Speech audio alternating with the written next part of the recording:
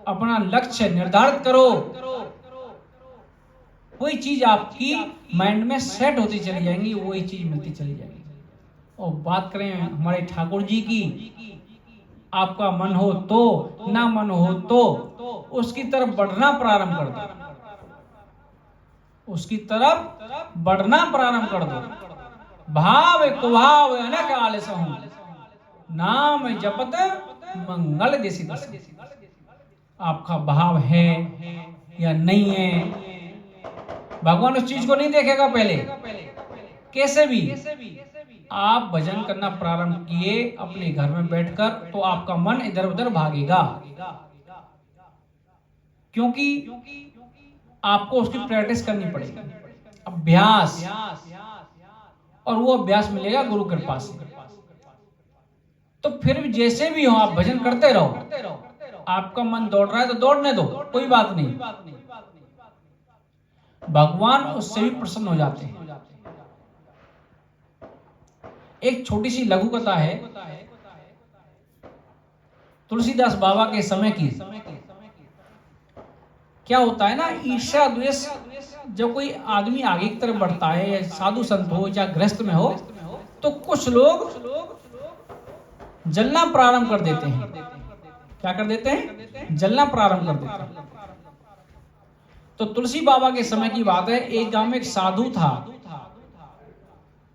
वो भी तुलसीदास बाबा से जलता था, क्योंकि सभी लोग उनके पास जाते हैं, उनकी जय जयकार करते हैं, मेरी क्यों नहीं करते?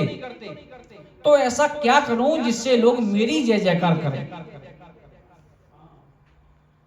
अब उसने अपना एक प्लान बना लिया, एक योजना, कि मैं भी कुछ चमत्कार करूं। उसके लिए उसने योजना बनाई। उसने क्या किया, 2-4 चूहे पाल लिए। क्या किया? चूहे पाल लिए, और सब लोगों को बता दिया कि जब मैं भोग लगाता हूं ठाकुर जी का, तो मेरे हाथ से ठाकुर जी भोजन प्रसादी ग्रहण करने आते हैं। कैसे? मैंने अपने हाथ से थाली सजाई और ठाकुर जी के सामने विराजमान की, हे प्रभु आओ और भोग लगाओ। कुछ समय बाद हम जब उस कक्ष को खोलते हैं, पर्दा को हटाते हैं, क्या देखते हैं? उसमें से कुछ टुकड़े खाए हुए मिलते हैं। लेकिन क्या किया उसने? चूहे पाल लिए। अब जैसे ही भोग लगाता, अपने थैले में से चूहों को छोड़ देता था उस कमरे के अंदर, ठाकुर जी के जहां गर्भ रहता। और चूहे क्या करेंगे? भोजन को ग्रहण करेंगे। तो जो भोजन प्रसादी रखते थे उसको कुतर देते थे चूहे। बाद में वो लोगों को दिखाता था, देखो चमत्कार, ठाकुर जी ने मेरे हाथ से भोग स्वीकार किया। और रोटी के टुकड़े खाए हुए देखे लोगों ने, बोले भाई ये तो बड़े सिद्ध संत हैं। भीड़ बढ़ती चली गई। अब भीड़ तो भीड़ है, चमत्कार देखा नहीं, वहीं लाइन प्रारंभ हो जाती है, उसकी जड़ तक पहुंचते नहीं है। अब इतनी भीड़ प्रारंभ होगी उनके पास आना, प्रतिदिन भोग लगाता और लोगों को दिखाता। अब उस समय मुगल शासक थे हमारे भारतवर्ष में, तो उन तक खबर पहुंची, तो उन्होंने बोला हम भी देखेंगे उस चमत्कार को। लेकिन चमत्कार को देखेंगे ऐसे नहीं मंदिर के अंदर, बाहर सभी लोगों के पास सामने, यहाँ हम कोई विग्रह या मूर्ति कोई यहाँ विराजमान करेंगे और भोजन सामग्री बनवाएंगे। सब लोगों के सामने दिखाना होगा कि ठाकुर जी उसके हाथ से कैसे प्रसादी ग्रहण करते हैं। अगर वो गलत पाया तो उसको मृत्यु दंड दिया जाएगा। क्या बोले? उसको मृत्यु दंड दिया जाएगा। अब उस तक साधु के पास खबर पहुंची तो वो घबरा गया। अरे भगवान थोड़े आते हैं मेरे पास तो चूहे आते हैं। लेकिन बादशाह ने घोषणा की मृत्यु दंड मिलेगा अगर ऐसा नहीं हुआ। तो घबरा कर कहां पहुंच गया? तुलसी बाबा के पास, तुलसीदास जी के पास पहुंच गया। जाकर दंडवत नमस्कार किया, क्षमा प्रार्थना करी, प्रभु मेरे अपराध को क्षमा करो। तुलसी बाबू बोले, भाई तुमने तो कोई अपराध नहीं किया, ना मैंने देखा, तो क्षमा क्यों मांग रहे हो? बोला, मैं आपका अपराधी नहीं हूं, लेकिन आपके आराध्य, आपके इष्ट का अपराधी हूं। मैंने लोगों में भ्रम फैला दिया कि मेरे हाथ से भगवान भोग स्वीकार करते हैं, और ये खबर पहुंच गई बादशाह तक। अब बादशाह ने क्या बोला है, अगर लोगों के बीच में भोग लगाना पड़ेगा, अगर ठाकुर जी ने, भगवान ने प्रसाद नहीं ग्रहण किया तो मृत्यु दंड मिलेगा। तो तुलसीदास बाबा बोले, भाई मैं क्या करूं, जैसे तुम पहले भोग लगाते थे, ठाकुर जी आते थे प्रसाद लेने के लिए, ऐसे वहां लगा देना। उसने बोला, भगवान, कोई भगवान नहीं आता था, भगवान तो भाव के भूखे हैं। तो फिर वो रोटी के टुकड़े कैसे कुतरे मिलते थे, कटे हुए मिलते थे? बाबा आपसे क्या छुपाना, मेरे पास चूहे थे, जैसे मैं भोग की थाली लगाता था चूहे छोड़ देता था, चूहे अपना काम करते थे, फिर मैं मंदिर का दरवाजा खोलता था, अंदर जाके पहले चूहों को अपने थैले में डाल के बाद में उस थाली को लोगों के सामने प्रस्तुत करता था। इस बात को मैं जानता हूं या भगवान जानते हैं, लेकिन ऐसा कुछ करो जिससे मेरी जान बच जाए। तुलसीदास बाबा भी सोच में पड़ गए कि क्या करें। जब कुछ हाथ में नहीं रहता तो क्या होता है, ठाकुर जी की शरणागति। दीन बंधु दीनानाथ, मेरी डोरी तेरे हाथ। तुलसीदास बाबा ने भी भगवान से प्रार्थना की कि कैसे भी सही, इसने आपको माना तो सही, भोग लगाया तो सही, भाव कुभाव कुमक आलसम, भाव हो या ना हो, उसका भाव कैसा है या नहीं है, लेकिन उसने लोगों को जोड़ा ठाकुर जी से, श्रद्धा लगवाई, आस्था जगाई। लेकिन कैसा भी हो ठाकुर जी, कल लाज रख लेना, नहीं तो इसको मृत्यु दंड मिलेगा। दोनों ने प्रार्थना की। वो भी प्रार्थना कर सकता था भगवान के सामने डायरेक्ट सीधा जाकर, लेकिन नहीं, वो पहले साधु संत के पास पहुंचे, तुलसीदास बाबा के पास। शायद मेरी ना सुने, इनकी ज्यादा सुने। ठाकुर जी बोलते हैं कि मुझसे बड़े कौन है, साधु संत ऋषिगण, जो मेरे रास्ते पर चलता है, जो लोगों को मेरे रास्ते की तरफ अवगत कराता है, लोगों को बताता है, मेरे रास्ते पे जोड़ता है, वो मेरा सर्व प्रिय है, उसको मैं नहीं छोड़ता हूं।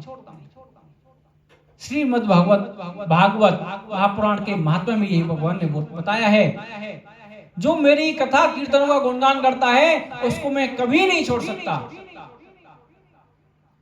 और तुलसीदास बाबा ने प्रार्थना की। कल का दिन आया, दोपहर का समय हुआ, बादशाह ने भोजन सामग्री पहुंचवाई। वहां पर ठाकुर जी को के लिए एक विग्रह भी वहां पर विराजमान हुआ और बोले कि उस साधु को भोग लगाओ। अंदर से पूरा डरा हुआ, लेकिन मन में सब यही भाव, हे भगवान मेरी रक्षा करो, हे भगवान मेरी रक्षा करो, त्राही माम, शरणागति ले ली। तो ठाकुर जी तो भाव के भूखे हैं, प्रसन्न हो गए। क्या किया, लोगों के सामने ठाकुर जी वहां पर प्रकट हो गए। बोलो भक्त वत्सल भगवान की जय।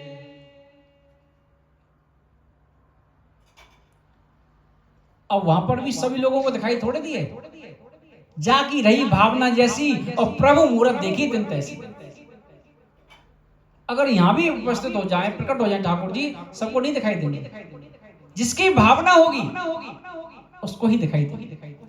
अब भोजन सामग्री वहां परोसी गई, तो भोजन सामग्री जैसे पहले रोटी के टुकड़े कटे हुए मिलते थे, कुतरे हुए मिलते थे, ऐसे ही मिले। कुलवंशी वारे की जय, राजा रामचंद्र की जय। तो ऐसे मेरे ठाकुर जी ने, मेरे प्रभु ने भक्तों की प्रार्थना सुनी, उस संत की प्रार्थना सुनी, मेरे तुलसीदास बाबा की प्रार्थना सुनी और प्रत्यक्ष रूप में वहां प्रकट होकर वो प्रसाद पाया, इससे उसकी जान बची। बोलो राधे राधे। आज के लिए बस इतना ही, बस यही कहेंगे लोगों में सद्बुद्धि बढ़े, जिससे कि इस पार्टियों को छोड़कर ठाकुर जी की तरफ बढ़े। वो पार्टी करो जो ठाकुर जी की तरफ जोड़ जाए, जोड़ दे। और ऐसी पार्टी जो इस लोक में पार्टी और मरने के बाद परलोक में पार्टी। राधे राधे। ठाकुर जी के चरणों में पार्टी करो, राधा नाम कीर्तन करो, महामंत्र करो। वो पार्टी का रंग तो 4 घंटे बाद उतर जाएगा, लेकिन जो भक्ति रूपी जो पार्टी का रंग है ये जीवन भर नहीं उतरता है। इस जीवन में नहीं, जीवन मरने के बाद भी जन जन्मांतर चलता रहता है ये भक्ति का रंग। तो उस तरफ बढ़ो, लेकिन कोशिश करनी पड़ेगी। नजरिया, फिर वहीं पहुंच गए हम, नजरिया बदलना पड़ेगा। हम भी जा सकते थे, यहाँ यूरोप में बैठे हैं, जा सकते हैं, आप भी जा सकते थे, लेकिन नहीं। वो पार्टी सिर्फ 2-4 घंटे की है, वो अधोगति की तरफ लेके जाएगी हमें। एक घड़ी आदि में बुनियाद, और तुलसी संग साधु की हरे कोटि अपराध। तो ठाकुर जी हमें भी सद्बुद्धि दे। ये अपने ऊपर हम घमंड नहीं कर रहे, लेकिन ये हमें गुरुदेव का आशीर्वाद समझकर मान रहे हैं। ठाकुर जी ऐसी सद्बुद्धि देता रहे हमें भी और सभी को भी, जिससे कि सनातन धर्म बढ़ता रहे, सनातन धर्म पतन की ओर न जाए, लोगों में सद्बुद्धि आए, अच्छे विचार बदलें। आज के लिए बस इतना ही। सभी को सन 2026 की अग्रिम शुभकामनाएं, बहुत बहुत बधाई। जय श्री राधे, जय श्री कृष्ण। बोलो भक्तवत्सल भगवान की जय। राधे राधे।